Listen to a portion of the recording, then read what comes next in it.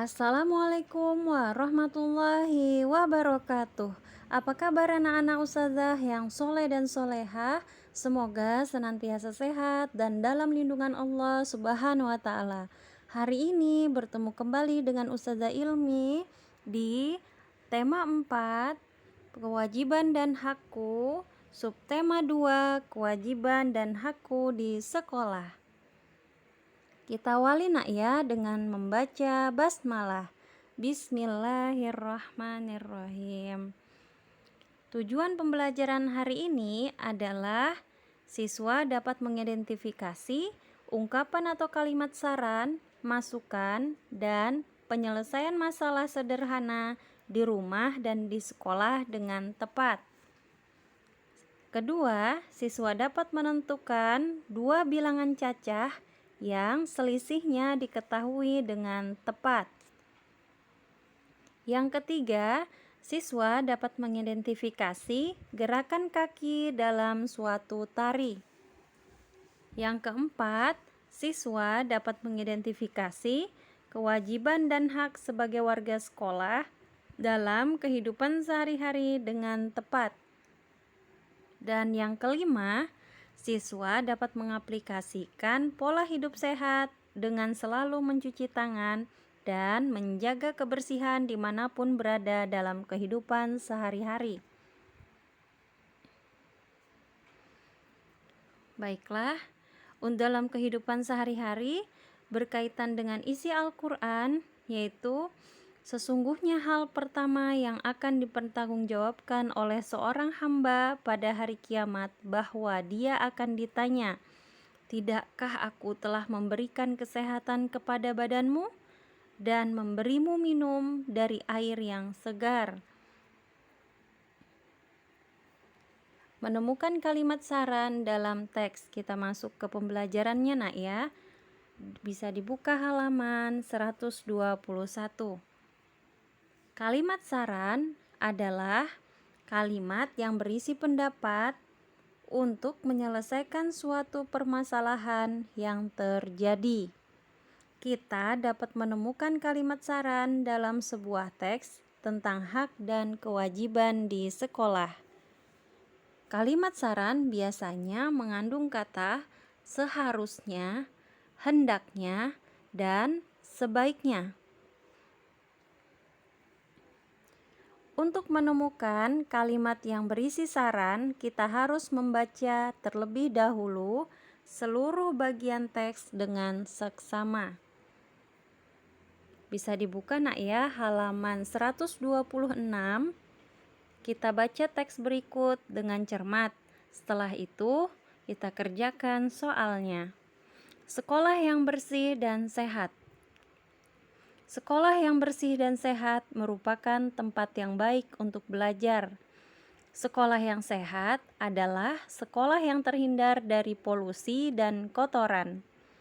Polusi dapat muncul dari asap pembakaran sampah dan asap rokok.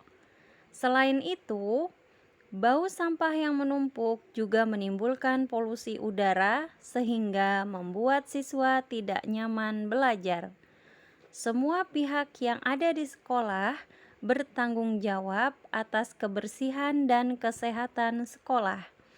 Beberapa cara menjaga kebersihan sekolah adalah siswa dapat membuat jadwal piket di setiap kelas, tidak membakar sampah namun menguburnya, larangan merokok di dalam lingkungan sekolah, dan ada tempat sampah di setiap kelas.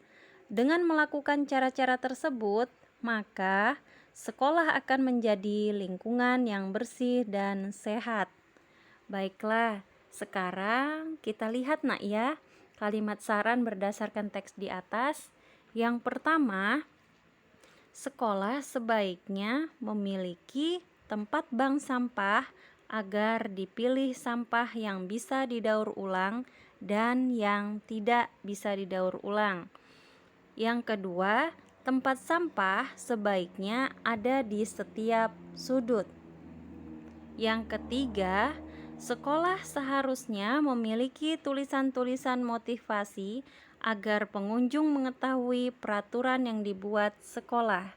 Contohnya dilarang merokok di lingkungan sekolah. Yang keempat, sekolah sebaiknya membuat jadwal menjaga kebersihan dari guru dan siswa.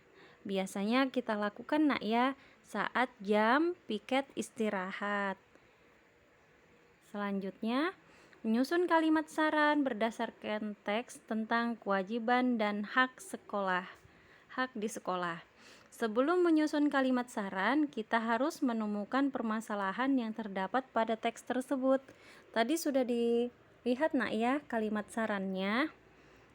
Baiklah anak-anak ustazah, kita masuk ke muatan matematika. Bisa dibuka halaman 122. Menentukan dua bilangan yang selisihnya diketahui. Sebelumnya kita sudah mengetahui bagaimana cara menentukan dua bilangan yang jumlahnya diketahui. Sekarang, bagaimana cara menentukan dua bilangan yang selisihnya telah diketahui? Ingatlah, pengurangan merupakan lawan dari operasi penjumlahan. Kita dapat menentukannya dengan langkah-langkah sebagai berikut.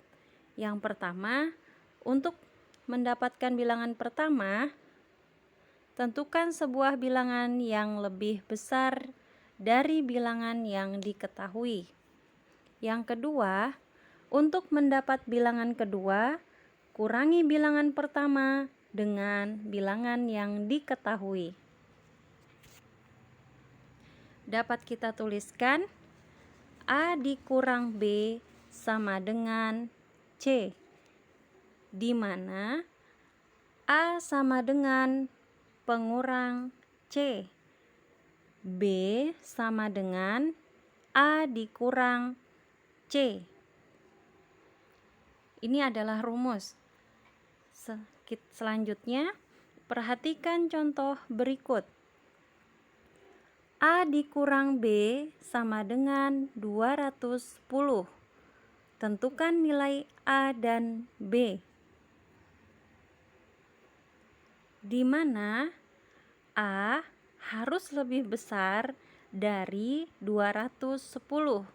Misalnya nilai A adalah 300. Maka bilangan B dapat ditentukan sebagai berikut. A dikurang B sama dengan 210. Nilai A tadi adalah 300 dikurang B sama dengan 210. Sekarang kita cari nak ya nilai B-nya. Ingat, nilai A adalah nilai yang dapat dikurangi nilai C. Jadi B sama dengan 300 dikurang 210 sama dengan 90. Jadi nilai A dan B dapat kita ganti dengan A 300 dan B sama dengan 90. Sekarang lingkarilah dua bilangan yang memiliki selisih sebagai berikut. Bisa dilihat nak ya di halaman 123. Tunjukkan saja mana yang memiliki selisih dari angka 54. A dikurang B sama dengan C. Jadi A dikurang B sama dengan 54. Kita ambil nilai yang tertinggi ya nak. Nilai yang tertinggi adalah 156. Jadi nilai A sama dengan 156. Nilai C sama dengan 54. Jadi 156 dikurang 54 sama dengan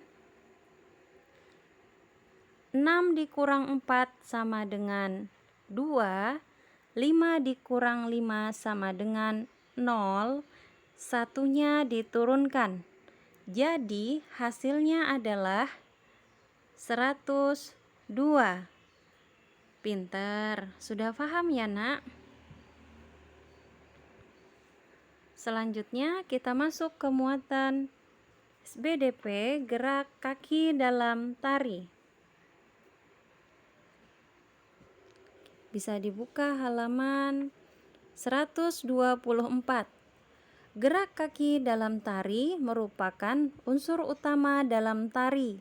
Gerakan pada tari biasanya menjadi simbol akan hal yang ingin diciptakan oleh penari atau pencipta tari. Gerak kaki dalam tari ada bermacam-macam. Perhatikan contoh berikut. Yang pertama, gerak kedua kaki rapat di bagian tumit dan membuka di ujung. Coba dicontohkan sayang. Ya, dicontohkan ya nak.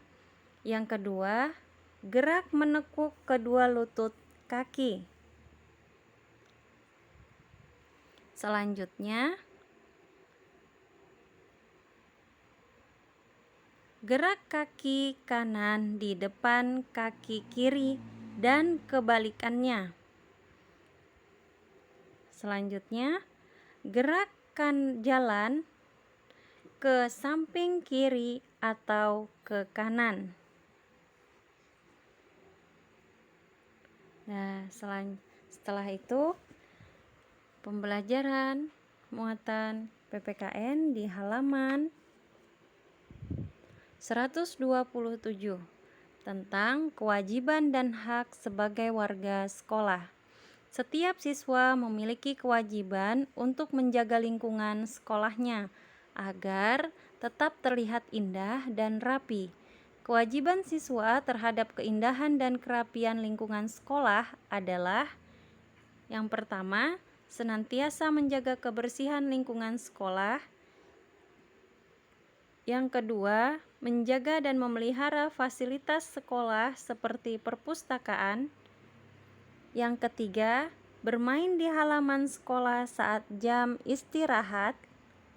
Yang keempat, membuang sampah pada tempat sampah. Yang kelima, tidak mencoret-coret tembok dan fasilitas sekolah. Setelah melaksanakan kewajiban tersebut, siswa akan mendapatkan hak, yaitu 1. Memperoleh ruang belajar yang bersih dan nyaman, dan memiliki lingkungan sekolah yang sehat, serta menggunakan fasilitas sekolah yang terawat dengan baik.